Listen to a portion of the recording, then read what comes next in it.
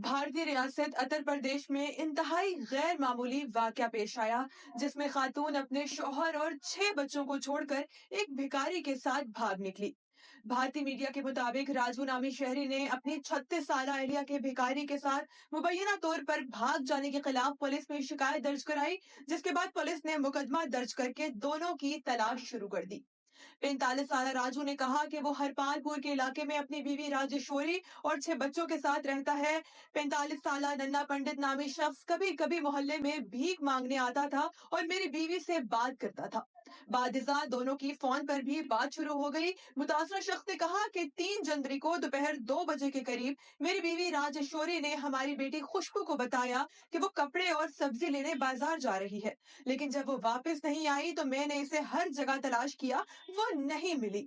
راجو کا کہنا ہے کہ میری بیوی گھر سے بھاگ گئی ہے، میں نے ایک بھینس بیچ کر جو رقم حاصل کی تھی وہ بھی بیوی ساتھ لے گئی، مجھے شک ہے کہ بھکاری میری بیوی کو اپنے ساتھ لے گیا ہے۔ بھارتی پولیس کے مطابق ننے پنڈت نامی بھکاری اور خاتون کی تلاش جاری ہے۔